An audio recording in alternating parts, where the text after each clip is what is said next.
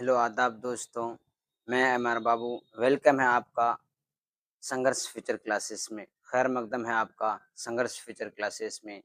फिर अब चलिए संघर्ष की ओर बढ़ते हुए मैंने चौथे चैप्टर जिसका नाम है इंसाइया क्या है, इसके मुसन्निफ वज़ीर आगा हैं। वज़ीर आगा के बारे में पढ़ चुके थे और यहाँ तक कि ये भी पढ़ चुके कि इंसाइया क्या है।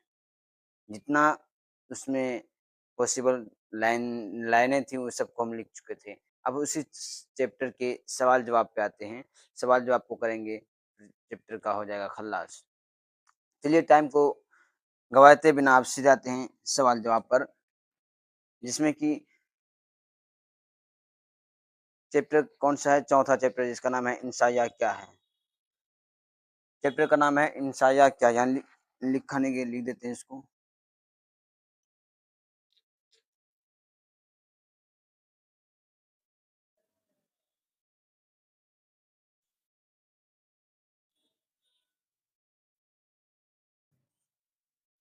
ये है चैप्टर का नाम इंसाइया क्या है। ये चैप्टर कौन-सा है?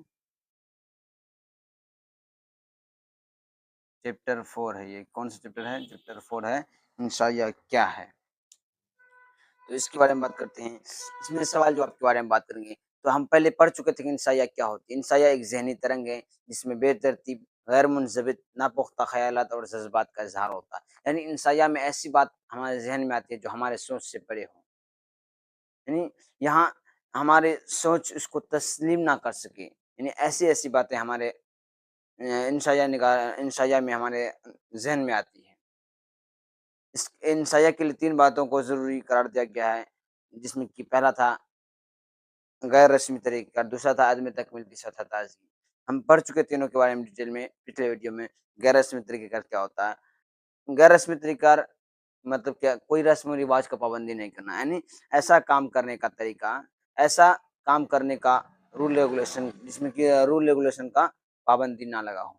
दूसरा पड़े थे अदम तकमील, यानी अदम अदम तकमील मतलब कि किसी भी चीज़ को पूरा नहीं करना, यानी ऐसा काम करने का तरीका, ऐसा काम करने का रिवाज जिसमें कि उस काम को पूरा ना किया जाए, यानी किसी भी चीज़ को पूरा मुकम्मल तौर पे नहीं किया जाए, यानी उसको एक पॉइंट पे ले जाकर छोड़ दिया जाए ताकि इंसाया पढ़ने वाला और यानी कारी सोचने पर माइल हो और सोचता रहे वो।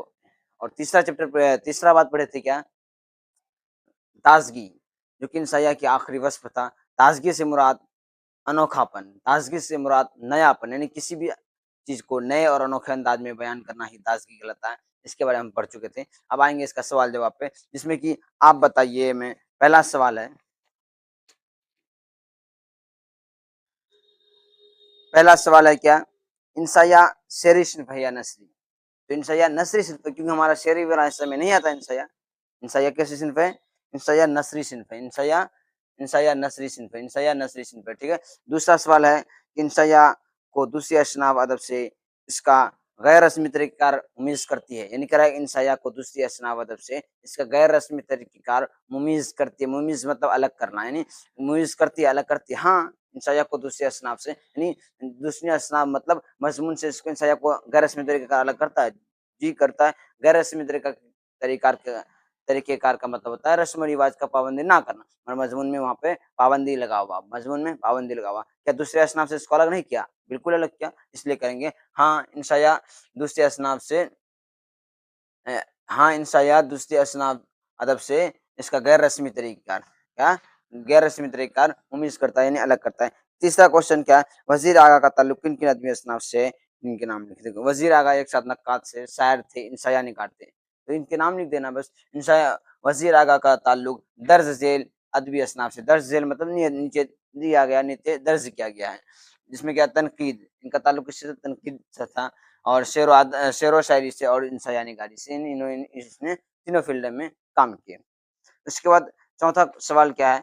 चौथा सवाल है, इंसाया निगार का मकसद ज़िद्दत तराज़ी है। क्या इंसाया निगार का मकसद ज़िद्दत तराज़ी है? हाँ, बिल्कुल। ज़िद्दत तराज़ी का मतलब कि नए तरीके से काम लेना, ज़िद्दत से काम लेना, यानी उसको अनोखे अंदाज़ में पेश करना। ज़रूर इंसाया निगार में ऐसी मौजूदगी है। क्या करा है? हाँ, इंसाया निगार का मकसद क्या है? ज़िद्दत तराज़ी है, ज़िद्दत तराज़ी है। फिर करा कि इंसाया की इम्तियाज़ी सूरत खुशगवार और ताज़गी की रहनुमात है। कह रहा है कि इंसाया की इम्तियाज़ी सूरत खुशगवार और ताज़गी की रहनुमात है। हाँ, बिल्कुल, इंसाया की इंशाअल्लाह की इम्तियाज़ी सूरत खुशगवार और ताज़गी की रहनुमात है। और छठा सवाल क्या है? 6 नंबर पे सवाल है, वज़ीर आगा की 3 किताबों के नाम लिखें। वज़ीर आगा की बहुत सी किताबें हैं, जिसमें कि हमको 3 का नाम लिखना है। जैसे उर्दू अदब में तन्ज़ुम-ए-मदा, उर्दू शायरी का मज़ा, तस्वीरात अक़्ल-ओ-ख़ुर्द, तख़लीक़ी अमल, ये सब क्या है वज़ीर आगा की किताब के नाम है। जिसमें कि हम 3 नाम लिख लेंगे। जैसे हमने यहाँ पे लिखे हैं 3 नाम क्या है? उर्दू अदब में तन्ज़ुम-ए-मदा, उर्दू शायरी का मज़ा और इक़बाल। ठीक है? 7वां सवाल क्या है? 7वां सवाल है, इंसाया शगुफ्ता मूड की पैदावार है? हाँ, इंसाया शगुफ्ता मूड की पैदावार है। इसका क्या जवाब दे देंगे? हाँ, इंसाया शगुफ्ता मूड की पैदावार है। उसके बाद है 8वां सवाल है, क्या इंसाया दूसरे असनाफ से अपने इख्तिसार बाज़ इलाहिदा नज़र आता है? कह रहा है इंसाया दूसरी असनाफ से अपने इख्तिसार बाज़ इलाहिदा नज़र आता है, यानी अपने आप में वो मुख्तसर नज़र आता है दूसरे असनाफ से। जी, क्योंकि इंसाया में बात को मुकम्मल नहीं करता, यानी इसमें मुख्तसर छोड़ दिया जाता है बात को, इसमें बात को मुख्तसर छोड़ दिया जाता है, इसलिए क्या करेंगे और मज़मून में बात को मुकम्मल किया जाता है, मुकम्मल किया जाए तो वो पूरा होगा या मुख्तसर होगा, इसलिए क्या है, दोनों अलग हैं। हाँ, इंसाया दूसरी असनाफ से अपने इख्तिसार के बाज़ इलाहिदा नज़र आता है। अब आते हैं मुख्तसर गुफ्तगू में। मुख्तसर गुफ्तगू में पहला सवाल है, इंसाया और मज़मून में क्या फ़र्क है? इंसाया और मज़मून में क्या फ़र्क है, उसको हम नहीं लिखे, उसके लास्ट में उसको बता देंगे, क्योंकि उसको जगह ज़्यादा लेगा। और दूसरा सवाल क्या है, इंसाया निगार दौरान तख्लीक कैसी आज़ादी मुयस्सर होती है? इंसाया निगार को दौरान तख्लीक कैसी आज़ादी मुयस्सर होती है? तो इंसाया निगार को दौरान तख्लीक बहुत सारी आज़ादी मुयस्सर होती है। यानी पहली तो वो बात को मुकम्मल नहीं करता, उसका जहाँ मन करेगा वहाँ जाएगा, जहाँ से मन टॉपिक उठाने करेगा वहाँ वहाँ का टॉपिक उठाएगा, जहाँ मन छोड़ने का करेगा वहाँ छोड़ेगा, उस पर कोई भी पाबंदी लगा हुआ नहीं है। बस यही बात को लिखना है बस। इंसाया का दूसरा सवाल यहाँ है, इंसाया निगार को दौरान तख्लीक बहुत सी आज़ादी मुयस्सर होती है, बहुत सी आज़ादी मुयस्सर होती है। पहली तो वो गैर रस्मी तरीक़ाकार होता है। गैर रस्मी तरीक़ाकार मतलब कोई रस्म-व-रिवाज की पाबंदी नहीं करता है। पहले तो वो क्या होता है, गैर रस्मी तरीक़ेकार होता है, अपनी बातों को पूरा नहीं करता, अपनी बातों को पूरा नहीं करता और वो बातों को पूरा इसलिए नहीं करता, बातों को पूरा क्यों नहीं करेगा? कामचोर है, नहीं, बातों को पूरा वो इसलिए नहीं करता है ताकि हम वो बात को पूरा नहीं कर देगा तो हम सोच नहीं पाएँगे। इसलिए वो बात को पूरा नहीं करता है ताकि हम उस पे मंथन कर सकें, सोचें, अपना क्रिएटिव माइंड लगाएँ। यानी उसमें हम कुछ क्रिएट कर सकें कि उसका आगे क्या होगा, इसलिए हमारे सोच को वो बढ़ाना चाहता है। और दूसरी बात कि वो अपना वक़्त को भी बचाना चाहता है, ताकि वक़्त बचेगा तो दूसरा टॉपिक को लाके वो डिफाइन करेगा, ये बात है। तो क्या करता है पहले तो वो गैर रस्मी तरीक़ेकार होता है और अपनी बातों को पूरा नहीं करता, अपनी बातों को पूरा नहीं करता है और वह बातों को पूरा इसलिए नहीं करता और वह बातों को पूरा इसलिए नहीं करता है ताकि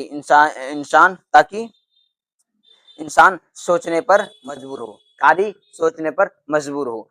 इंसाया निगार दलील और मशवरा भी नहीं देता। इंसाया निगार कोई दलील और मशवरा भी नहीं देता। इंसाया निगार कोई दलील और मशवरा भी नहीं देता, ये करो, वो करो, इसमें कोई दिक्कत नहीं है। मतलब कि ये कोई मशवरा भी नहीं देगा और ना ही कोई दलील देगा, ठीक है?